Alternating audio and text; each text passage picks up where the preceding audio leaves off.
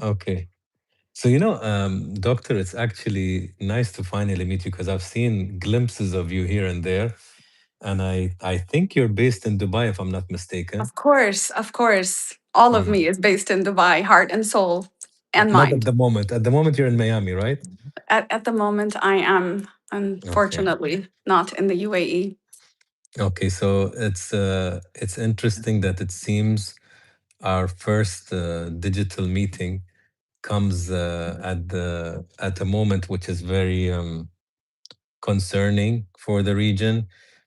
Just hearing the news today about Lebanon, Iraq, Bahrain, Kuwait, UAE, everything. So I think a lot of people we wanted to create this concept for calling it Talk Safe Place. Like we literally just came up with it 48 hours ago, Mhm. but we said we want to do something for our community.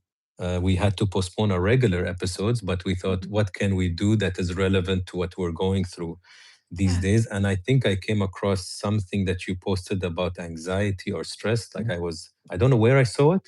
My Mhm. memory is poor, but then I told the team, I'm like, listen, since we're starting this concept, maybe we can talk to Dr. Saliha and we finally have a conversation where we can give back to the community and maybe you can help a lot of the people that are feeling maybe alone or not related to another person. So I have a bunch Yes. of questions that Farah, who you just talked to, um, she put up some nice questions that I liked, and hopefully you can help. And I Sure. think for all of you people who are joining us, one, it's a pleasure to have you because it's our first YouTube live, and secondly, we have Raf here from the team. She's going to look at your comments for Dr. Saliha, and then anything that you think that maybe I didn't cover or she didn't cover, please voice it here. They're going to select some of the questions at the end, and we'll do our best to help. So, hi, doctor. Hi, Anas. Hi. Do you want me to straight away go to the topic? Yeah, let's do it. Let's do Okay. it. Yeah, I want to be as beneficial as I can to everyone. So, what are you, doctor, seeing in people at the moment? Like, what do you think people are going through mentally, and what you're seeing happening in the region now? Well, reasonably, everyone is quite concerned. I think you used that word concerned. Now, we're seeing a lot of different kinds of feelings and thoughts and behaviors, all the way from people being concerned to panicked to exiting, some wanting to get back into the country, some wanting to leave the country. So, we are seeing a lot of this kind of acute stress reaction to something that is actually very concerning. This has never Mm, happened in the UAE. And so people are feeling quite scared, they're worried, they're stressed. Everything feels uncertain, and uncertainty is one of the worst things for the human nervous system. And that can make people feel very anxious because our human tendency is to know and feel safe when we have some level of predictability, like what's tomorrow going to look like and the day mm, after. And when we don't have that, our full system goes into a vigilance kind of activated state.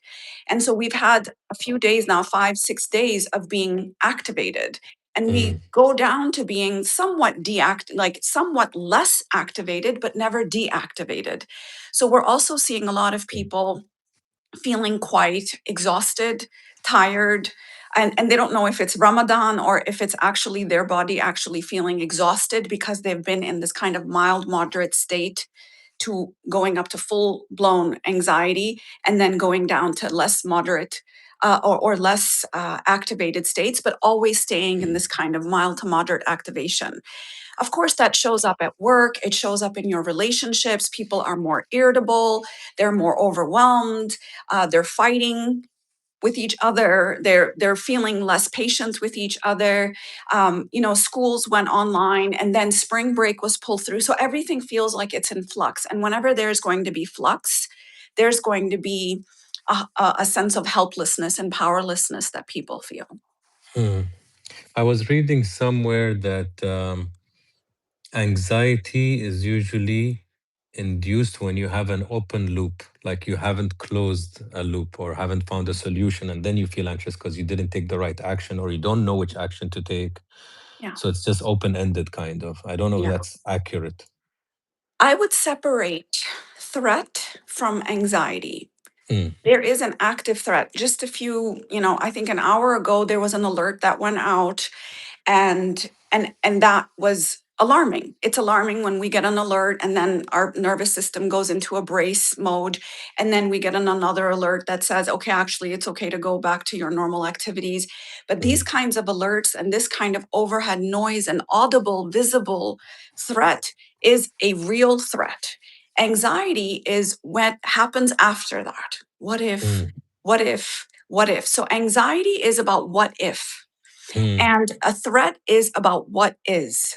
And so we can mm, go into this kind of what if that hit my house? And what if that hits me next time? Or what if I'm outdoors? Or what if I can't get out? Or, these kinds of thoughts are about anxiety. It is an imagined experience mm, versus a real active threat. And so we can create a lot of fight or flight inside of our body just through our thoughts alone.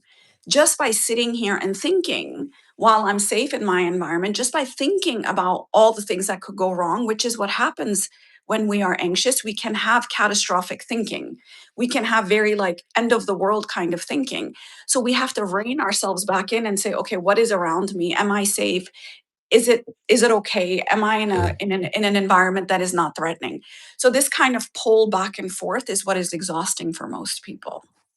Yeah, I read once that anxiety is the conspiracy theories that our brain builds up of the future. Very accurate. Very There you go. accurate. Yeah.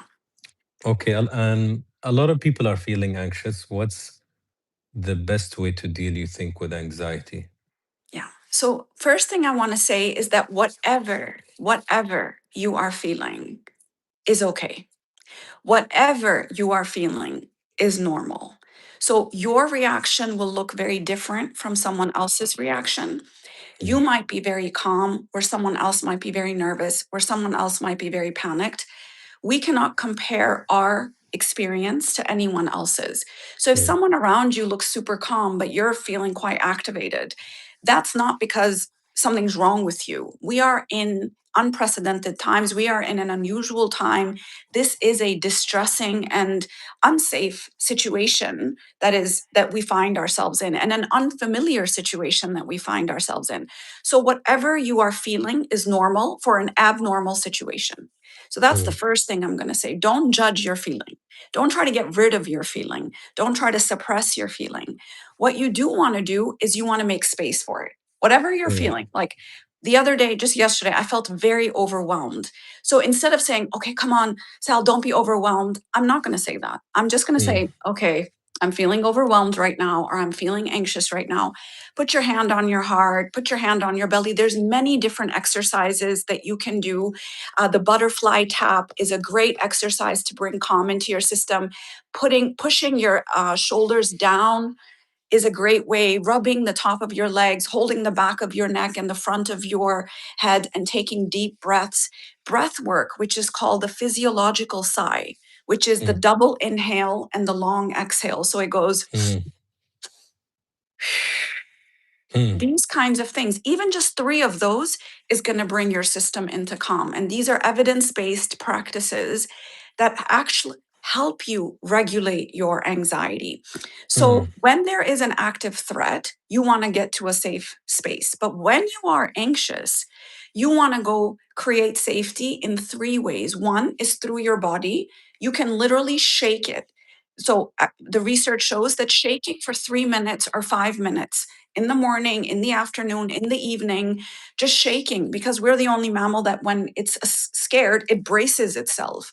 But just mm, to shake it off is going to be very helpful. The second thing would be through your environment, making sure that the lighting is calm, having some white noise in the background, mm, whether it's a fan or whether it's a noise machine, whether it's music, television, just to buffer out some of the sounds that you might be hearing, but creating an environment that is soothing and not hectic is going to be a great way. And then the third way is through being around people that are feeling safe and regulated.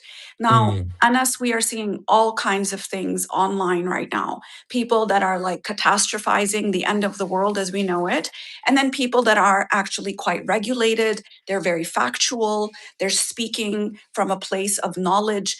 Follow those people.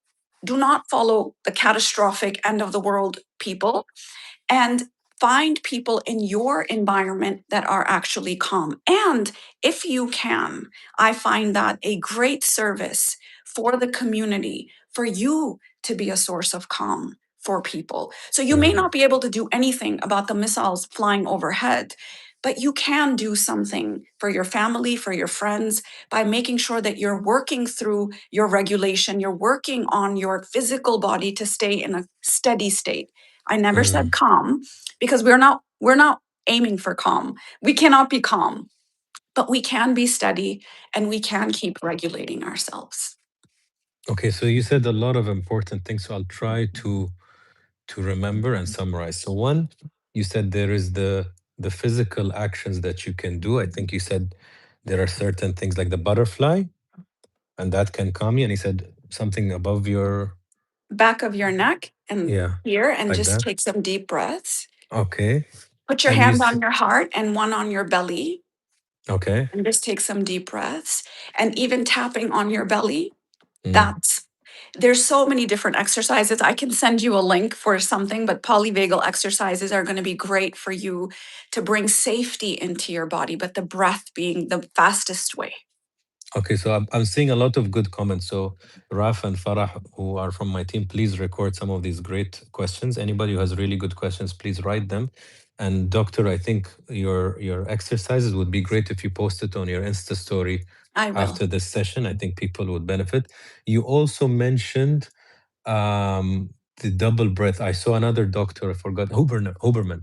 He said you go like, and then like you go two, one, like one, two, and then out, right? Out long. Out The long. external when you're exhaling, it should always be like 6 to 8. So you go. Mm.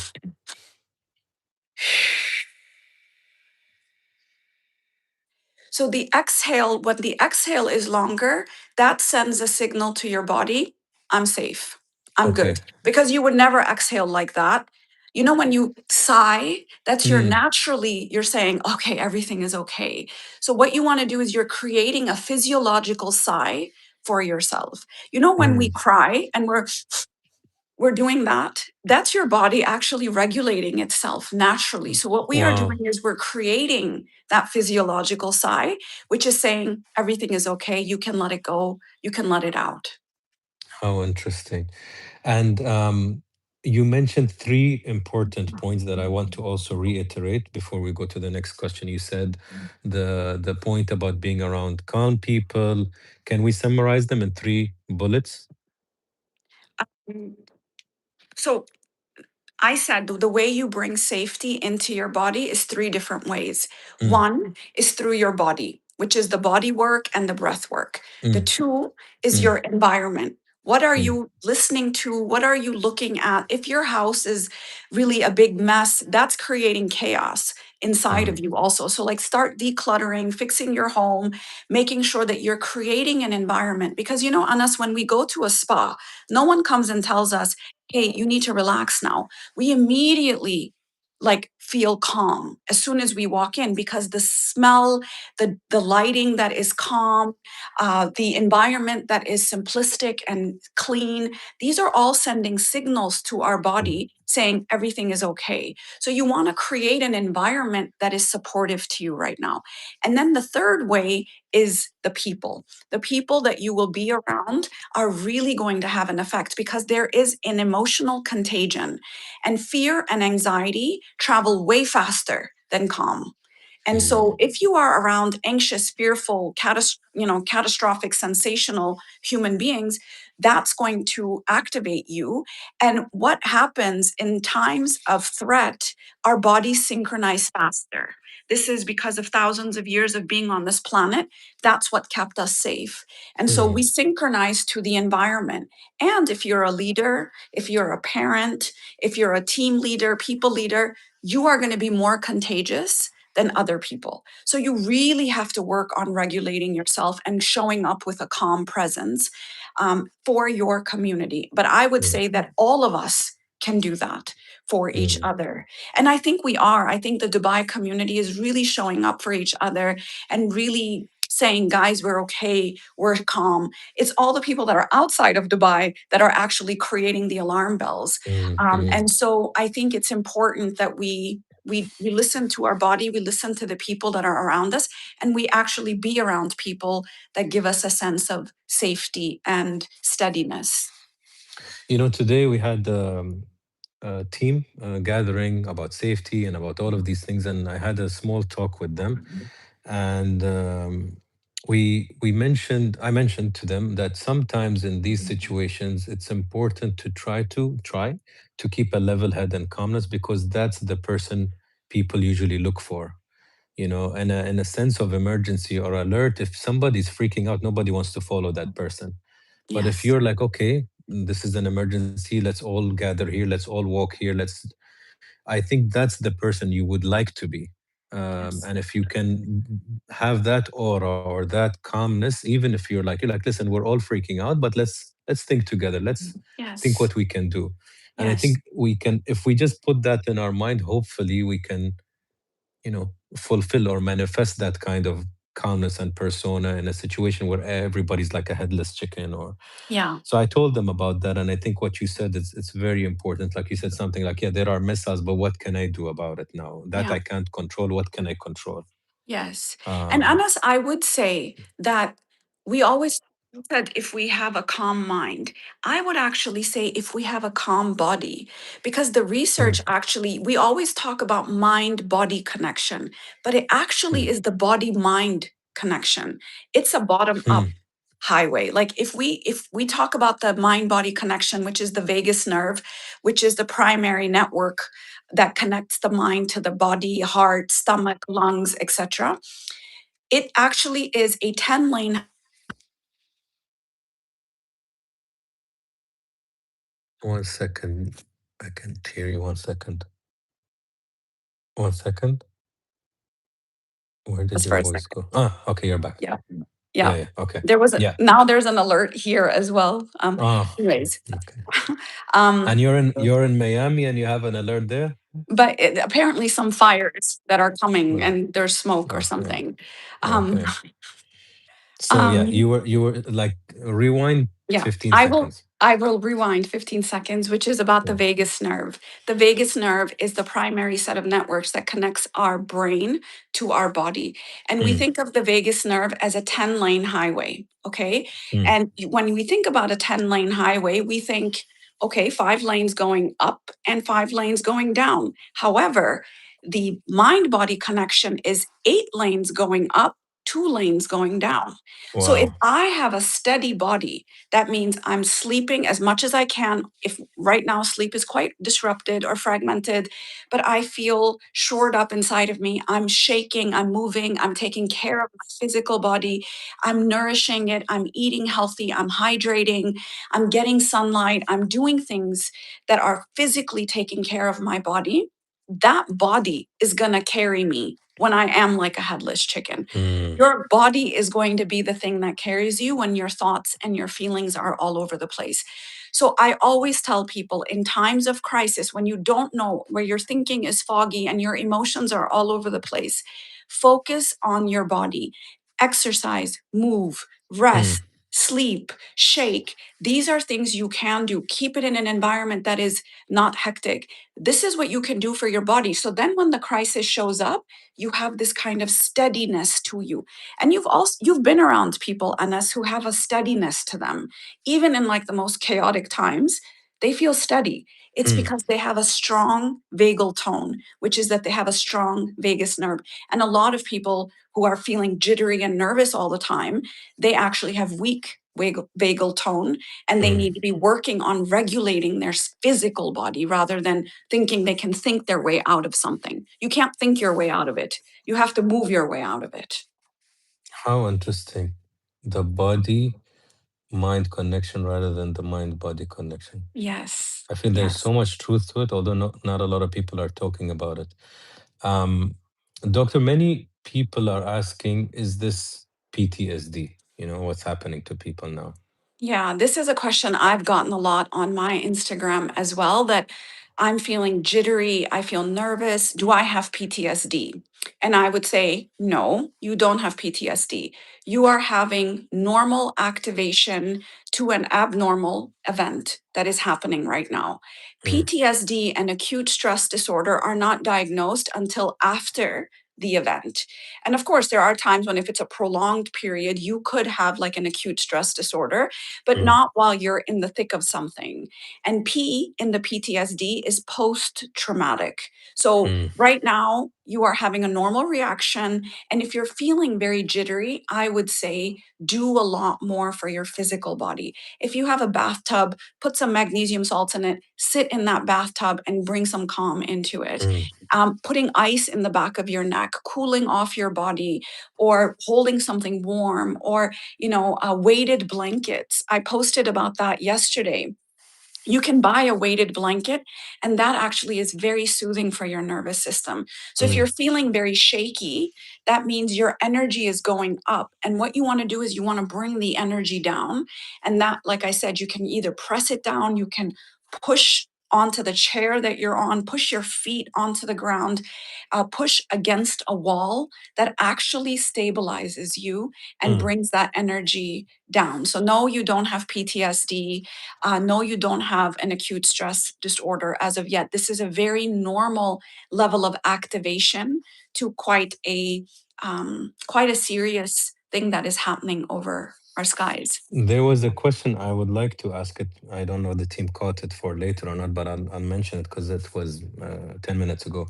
But there was a lady from the audience who said that her daughter saw a rocket and now she's shaking. Like, Mm. how do you deal with that kind of anxiety and worry now?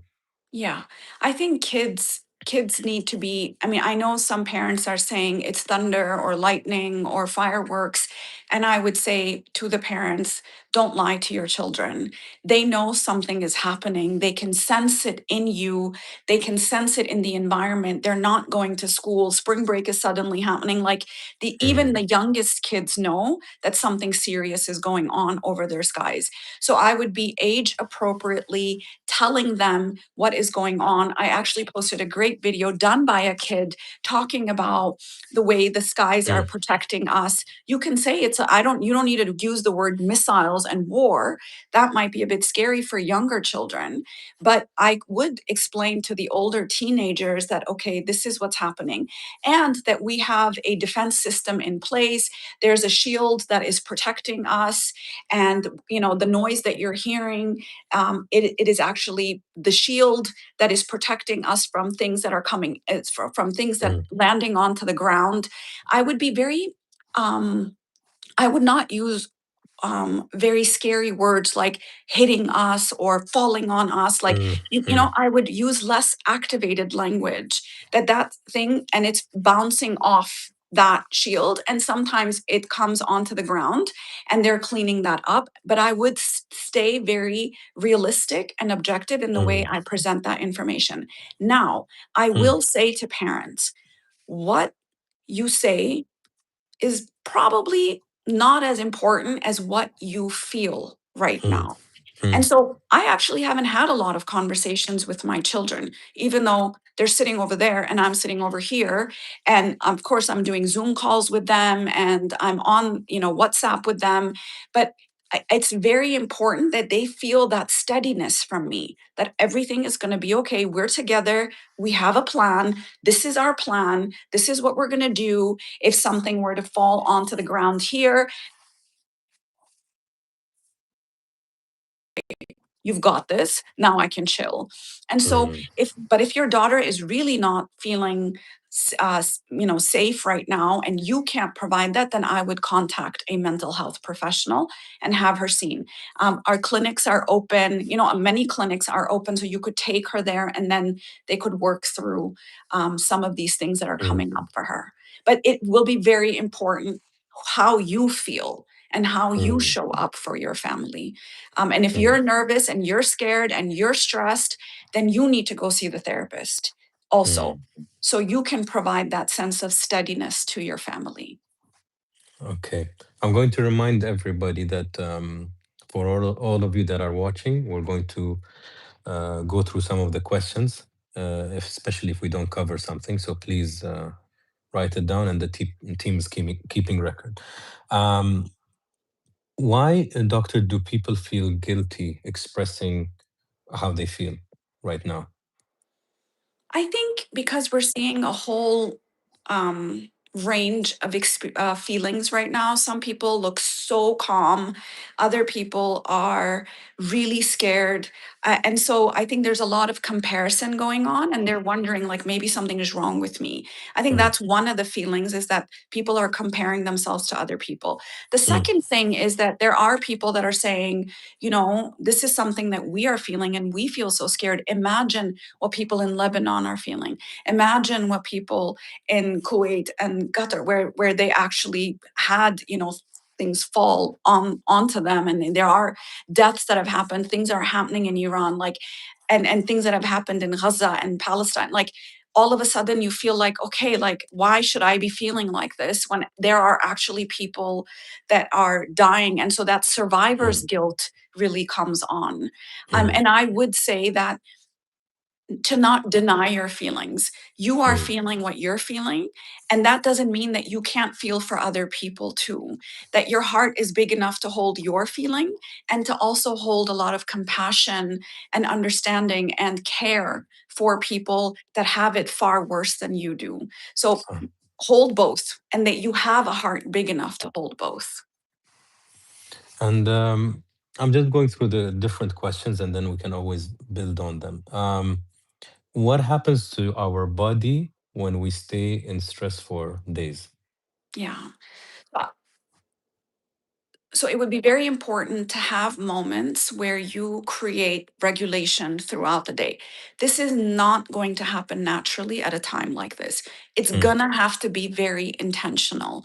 It's gonna have to be where you literally downshift your gears and say, okay, I'm staying off of social media for the following few hours, or mm, I'm going for a walk, or I'm going and, doing some exercises that are actually going to help me release some of this stress inside of mm, my body.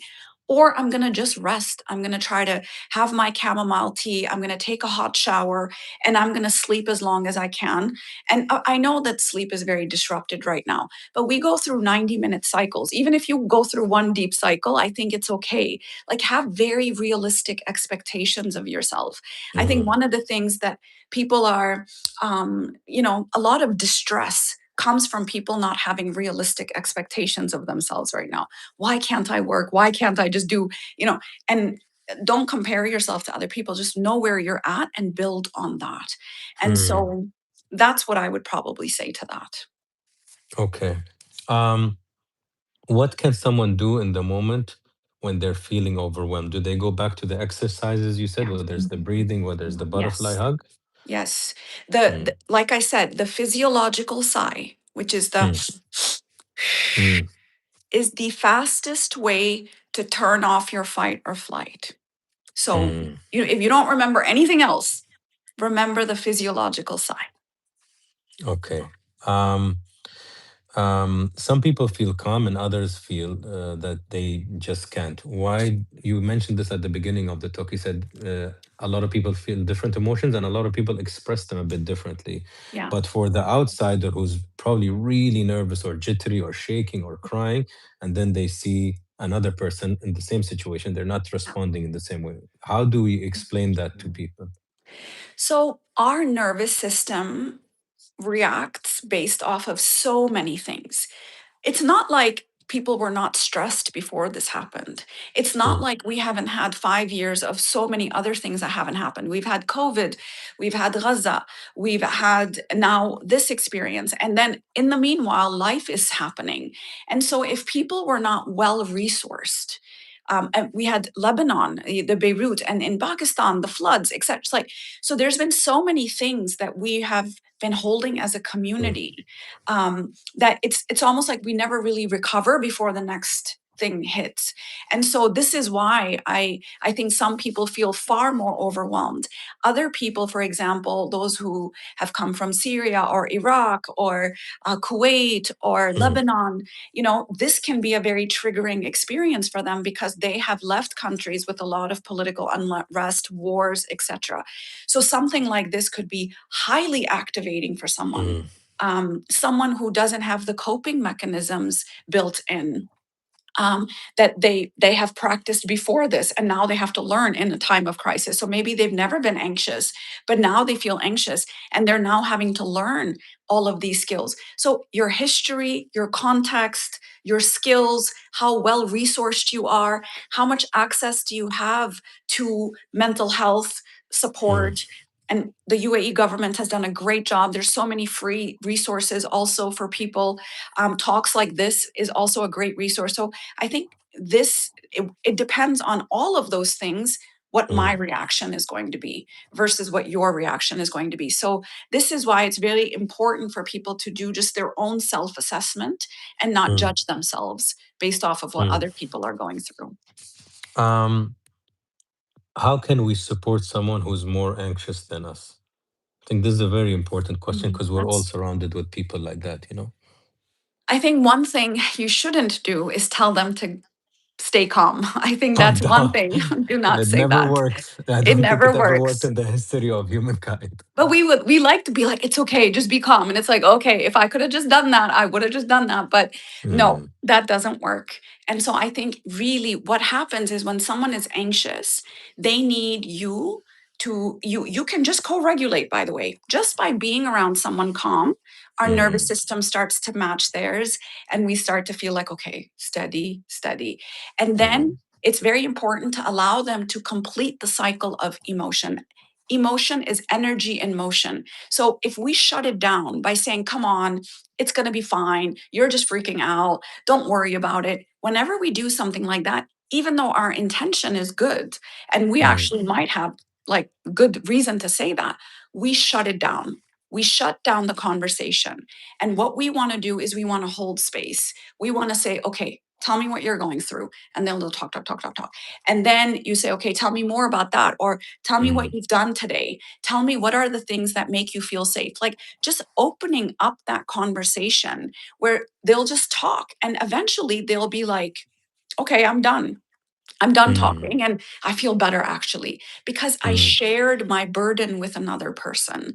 And this is something that literally physiologically happens when when, for example, you call me and you say, oh, this just happened and I'm really upset about this. And I hold that. I literally am sharing the burden with you. And mm, that means I'm less heavy because of that. So just sharing the burden, holding the space, asking questions, asking them, do you want me to tell you what works for me or what would be helpful for you right now? Actually, you know what? Let me order food. Don't worry about this. So taking care of the little things that kind of chip mm, away at them. So if, like, for example, your friend is really upset, just say, you know what? I'm going to come over and then we can order food and you can tell me what's going on and so they don't have to worry about logistics and things at that time. Just being with mm, them and sharing that space, and then they feel safer and you've allowed them to talk is actually really helpful. mm. Um, mm, mm, mm. What's one thing people, no, this we covered. What do people need the most right now? Hmm. I think that really depends on the person, but I think what people need is people that are steady, people that are regulated, people that are can that create a sense of calm, people that are helpful, um, people that can spread a sense of steadiness within the system rather than a sense of chaos within the system.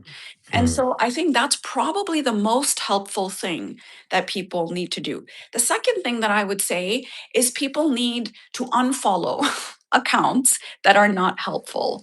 People need to unfollow people that are haters and people that are not positive or not. I mean, you don't have to be positive, but I'm saying like showing up with a sense of optimism and sense of steadiness that guys, we're going to get through this. Like you need people that are going to strengthen you, not drain you. So I would say people need to unfollow or mute those accounts. The third thing is that I think people need to really intentionally do exercises, even if you're not feeling anxious or jittery. Do the exercise because what you're doing is you are building vagal tone. And whenever you build vagal tone, you're actually building a muscle. And when you build that muscle, so when the crisis does come, you actually are not depleted. So if you're spending late nights and you're all day long on some sort of streaming something or another and you're around people that are draining and then you're working and if you're doing all of that, you are depleted. And then when crisis does come, or if it comes, God protect us, if something were to happen, you would be actually not very well resourced. So I would say what people need to do, even if you're calm, is keep working on building that strength through the vagal tone by regulating yourself through the exercises that we spoke about. The team is sending me a lot of questions. I'm going to start going through. But before that, one of the questions that I think would be also helpful is how do you manage social media and news? Because it's very attractive. Like you want to go there and you want to check your WhatsApps and you want somebody put a very funny meme. They said the news is not the worst. It's your family WhatsApp group. Oh, yes. So I saw there that is one. there's the WhatsApp groups. There is so much news. There's the rabbit hole of conspiracy theories, Yes, and like even personally, sometimes when I used it in the last few days, even if I used it for 20 minutes or 30 minutes straight, I don't feel good anymore. that's And it. it's a lot of negative news, and it's not you can't do I think anything about 99% of it, Yeah. and it just really burdens you, and you feel heavy on the chest. So how do you recommend people navigate social media news? So the first thing I would do is do a body scan and emotional check in. How are you feeling right now? How are you feeling inside of you? What do you have right after this? What do you have before this? How are you feeling right now? If Mm, you're already feeling tired and you're already feeling exhausted and you're already feeling things that are heavy, don't go on, go do something else.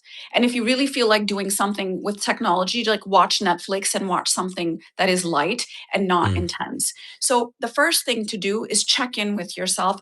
Can I handle this? Number two, expect that it's not going to be good. Expect it. Once you expect that every time I open this, I'm going to get hit by something, then you are mentally prepared for mm,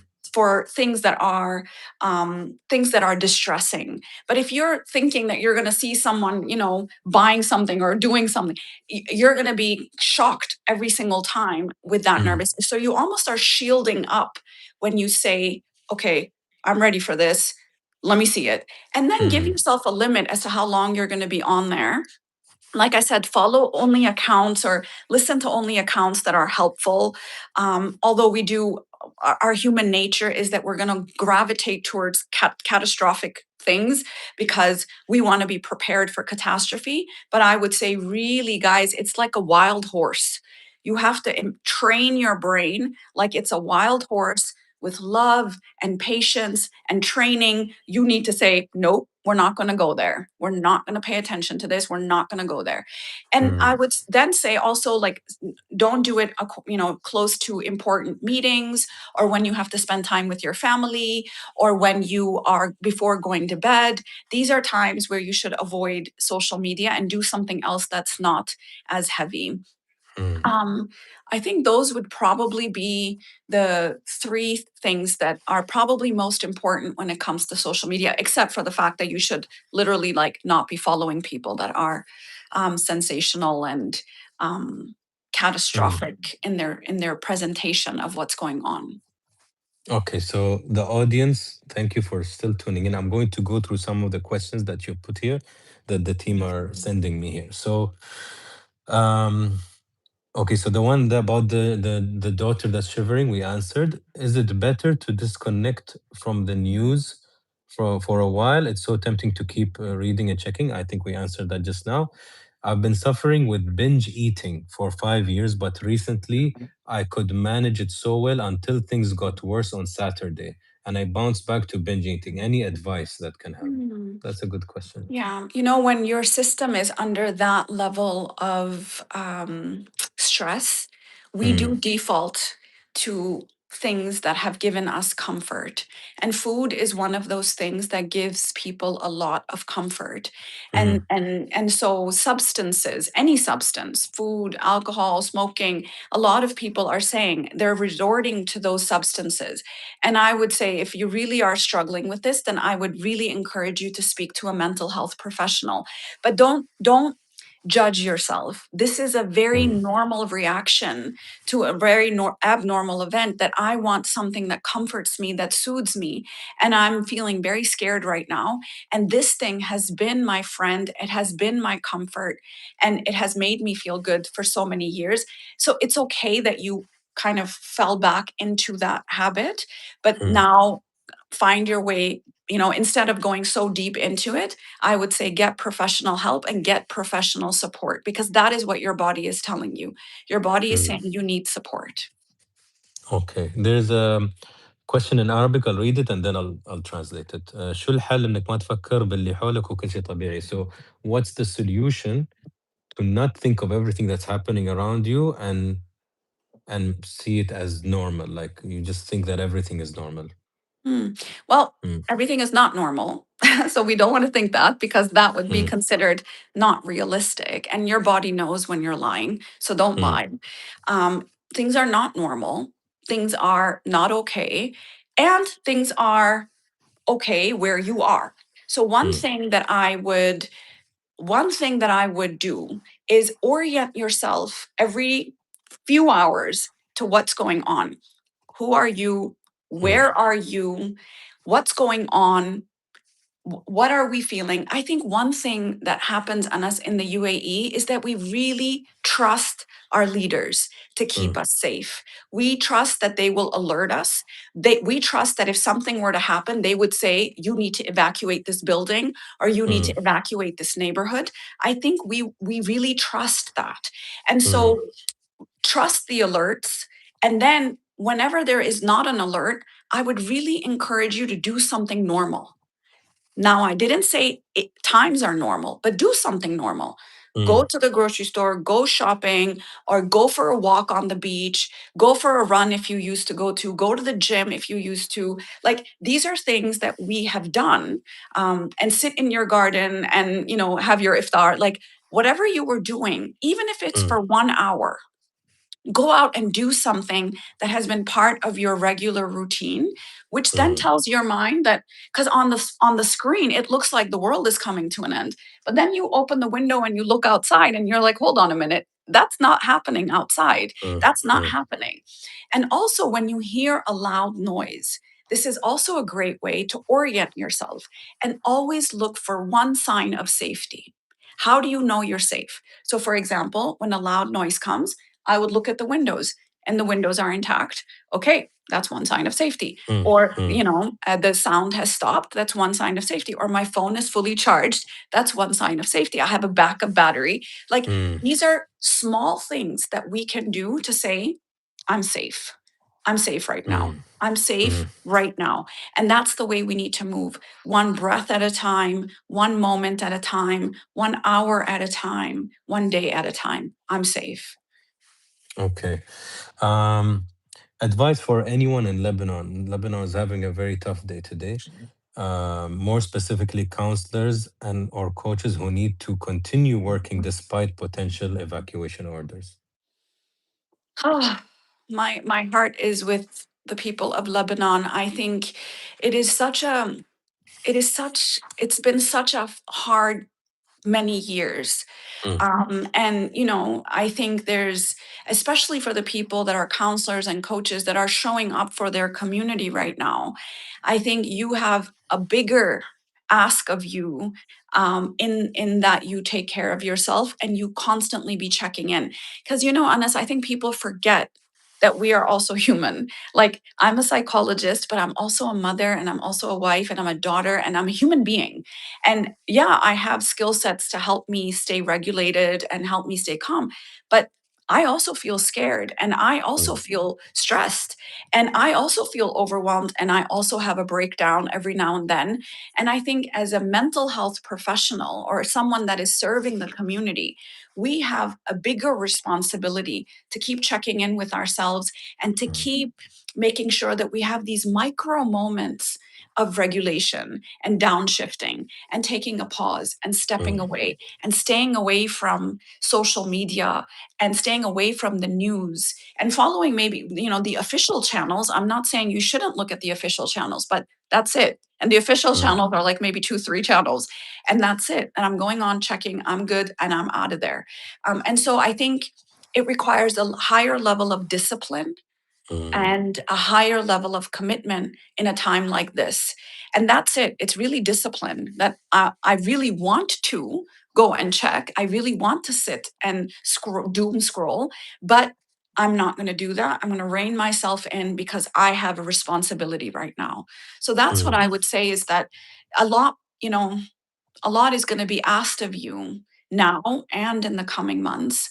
And so you have a higher ask in that you take care of yourself more and you check in with yourself and you understand that you are human, and that if you aren't able to go beyond that, then to give yourself what you need. Okay. Another one of the questions.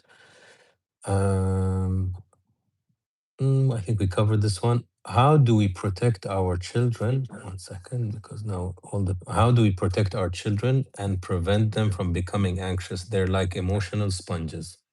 Yeah. I think we talked about this a little bit, but I think one of the most important, so children don't have a fully functioning frontal lobe. Their brain doesn't fully develop till about the age of 23, 24. And that means that their nervous system is not fully developed. Okay. So that means we co-regulate them, meaning what I can do for my own regulation, my child cannot do yet. So I have to be almost like a surrogate regulation machine for them. And so if I am dysregulated, they're going to be even more dysregulated. And so I would say the most important thing you can do as a parent to give them a sense of safety is to create a sense of safety inside of yourself. And if you don't know how to do that, work with a professional to learn how to do that because they will not hear what you say. They will feel what you feel. And if I feel steady, even if there's a crisis, they will just be like, well, something feels very unsettled in me, but she looks like she's got this. Even when kids fall, they look up at the mom or the dad and they say, should I cry? And if the mom and dad are like, everything's going to be okay, the child will still cry a little bit, but they won't like completely lose it. But if the mom is like, oh my God, what happened?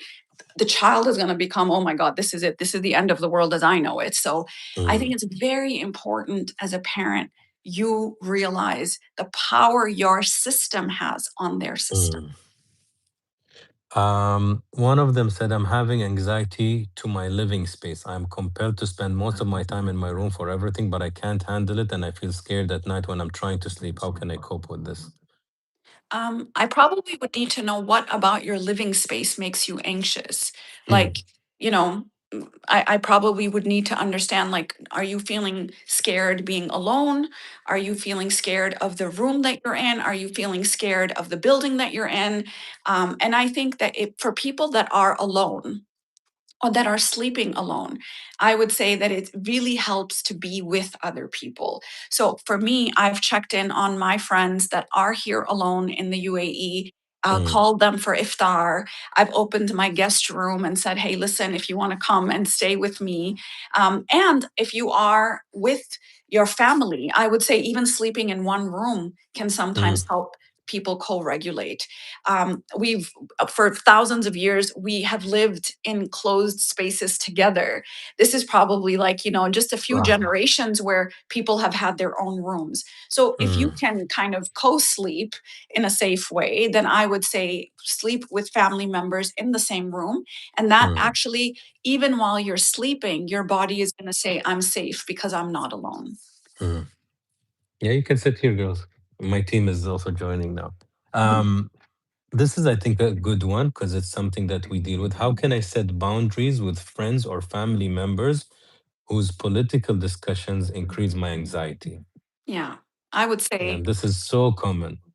this is very common. And I would just say that if you guys can't agree on politics right now, just agree to not talk about politics right now. And if you can't agree to not talk about politics right now, just agree that you won't see each other until this is all over. Because right now, your discussions about political analysis is not going to help you. And it's not going to help the situation. And so, one way you can say is, guys, either we just don't talk about it, or we give ourselves permission to go in our corners and we don't see each other until this is over, because this conversation is draining my resources that I'm صح. going to need to cope with life right now. And so it's not helpful. And it's not like our political analysis is going to change anything.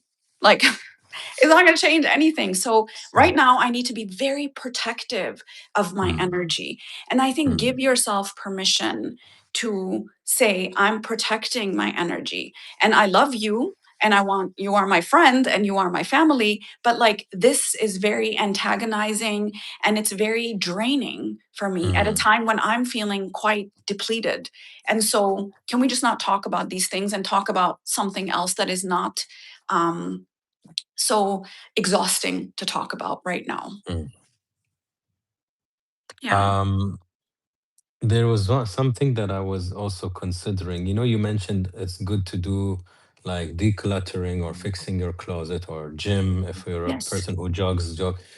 One, I think, human question is, yes, we know that we should, but sometimes you're just when you're sick, you don't even want to watch your favorite show. Yeah. Yeah. Sometimes these kind of circumstances don't make you feel, yeah, let's do this, let me go to the gym. Like, you don't feel like it usually. Yeah. So you know you're supposed to, because it can disconnect you from the current negative Yeah. vibe. But how can you get out of it? Do you force yourself? Do you say, you know what, I need to just go to the gym, I'm gonna change my mood? Or you just succumb to that negativity? I think a little bit of both. I think that's a great question because we create unnecessary pressure for ourselves. So we Mm, have a feeling and then we have a feeling about the feeling. And so it's called the double arrow. So, like, I feel bad and then I feel like I'm shaming myself for feeling bad. And we don't mm, want to do that. And so, what I would do is I usually say, I'm going to give you 3 days. I'm mm, going to give you 3 days where, okay, if you don't want to move out of your bed, and actually, when October 7th happened a few years ago, I gave myself like 10 days where I just didn't even change out of my pajamas. I'm not sure if I showered. Like, I was like, I'm not doing anything. Like, I just need to be in this right now. And I gave myself permission to just be in this mood that I was mm, in and feeling the feelings and feeling the weight and not wanting to change and not wanting to shower. I'm going to give myself that. And then mm, I naturally came out the other side because I know who mm, I am as a person. And so, what I would say to people is that, guys, go easy on yourself. This is a very difficult time. It's a very uncertain time. It's a very unusual time. It's a very unfamiliar time. So, if you don't feel like doing anything, don't do it for a couple mm, days. Don't do it. I would say that, try to do like very little things, like maybe get some sunlight from the window or eat things that are not going to be so harmful to your body. Like, even the tiniest move mm, um, that can say, okay, I did something today, or I have some agency today. But this idea that I'm going to meditate for 30 minutes and then I'm going to go work out and then I'm going to go work and then, no, no, no. Take the pressure off. Right now, we're just getting through the days. And even if you say, you know what, I'm just going to take what Dr. Saliha said, I'm going to say, I'm going to do the physiological sigh for 5 breaths. That's Mm, it. Just do breathing. You're breathing, and that's a good thing that you're doing that day. So keep the mm, expectations really realistic. Give yourself permission to kind of lose it. And then also say to yourself, okay, you know what? I know you don't feel like going for a walk, or I know you don't feel like going to the gym, but I think it would help you. So come on, mm, let's go. So we have to have that healthy adult that says, all right, Sal, you've been laying here for a week. Come on, now you got to get up and now you got to go for a walk. And you don't have to go for a long one, just 5 minutes. Just go for a Hello. 5 minute walk and then come back. Mm, And so just keeping it super short, after I had my 4th child, I remember like trying to get back into the gym, and I was like, "Oh my god, I can't do this." And I told myself I would do it for 7 minutes. So I bought the treadmill, I put it in my room so I didn't even have to, like, I rolled off the bed onto the you're treadmill, literally, mm, and I walked for 7 minutes, and I said, "That's all." mm, And I would put my shoes on, walk for 7 minutes, and get off, and then that was it. And I told myself that if I ever went to 8 minutes, I could never go back down to 7. Then I walked for 8 mm, minutes, and then I got off the treadmill. And then a week later, I walked for 10 minutes, and then I got off. So I moved the needle just a little bit at a time. The next thing you know, I was walking for 90 minutes, and I didn't even know I was walking for 90 minutes because I went from 88 to 90. And so it really is building, rather than saying, I'm going to walk for an hour, just walk for 5, and then walk for 6, and then walk for 7. That's it. So super mm, realistic expectations of yourself right mm. now, guys. Go I easy. love that. Yeah, that's a nice middle ground that has a bit of compassion and mercy in it. Yeah. Um, Mm. I have a few more. We're gonna try to wrap up, my dear friends. It's true, the Mercedes marketing culture says it's true that knowledge calms the brain, but in this specific case, how far is it good to learn until you become a survival expert, or is there something in between? Good Yes. question. I think, this is the difference between being prepared and then, being in this catastrophic loop of, worst case scenario planning. I Mm, think you should be prepared. Your documents, a backpack, water, a flashlight, shoes ready. We need to evacuate right away. Like, I think there's a plan and there's a safety plan that you can create. And the mm, government has released safety plans. If you're in a high rise building, if you are outside, if you are in your car, what do you need to do in times when the alert happens? When you're in mm, an alert, go into internal rooms of your and stay away from windows, close the curtains, etc., etc. So I think it's important to have a plan and then let it go. You do not mm, need to be any more informed than how do I keep myself alive in times of a crisis. And that's it. So you have a crisis plan, but you can't keep like rehearsing that plan because then it becomes like mm, catastrophizing, mm, mm, mm, and you don't need to know any more than what you already know. So do have a plan, do be prepared. It's very, very calming for the nervous system when it knows that you have a plan, and it knows that you know what you need to do in times where there may be an active threat. And that's mm. it. And then you relax, or you let it go, I should say, not relax, maybe. Just let it go. Um, Well, I know this was very last minute. By the way, for everybody watching, we asked Dr. Saliha literally probably a few hours ago that we would like to host her, and she's in Miami and I'm in Dubai. But she was gracious enough to give us and generous enough to give us her time with the time difference and with the last minute thing. So I really appreciate you giving me this time and giving everyone time. I know you didn't have to. So thank you for that. Can you tell everybody what's your Instagram account? Because I'm pretty sure some people will want to. Oh, it's there because it's in the description. Okay, so for everybody that is wondering and asking us about her account, it's in the description. So you can find her, you can reach out to her team or to herself. And Dr. Saliha, hopefully I meet you normally in person instead of this digital Yes. Yes. connection. It was a Um, pleasure, Anas. same, same. And I think hopefully this helped a lot of people. And hopefully in the future, we can always explore to do something that also keeps Great. helping people. Great. Thank You you for take your care of time. yourself. Take care. You too. You Bye, too. And everybody. I hope the family is well. Thank you. Thank you. Okay. And for everybody, I hope we added a bit of 1% betterness to you That's it. tonight. And I hope you sleep better. And thank you for attending. Bye, guys. Bye. Okay, now the team come help me close this because it's the first time I'm doing this. Take care, Do we doctor. just exit I out? think we just exit, right? Yeah. We just click here, I think. Okay, doctor, I might just leave you now. Okay, bye. Bye. Bye bye.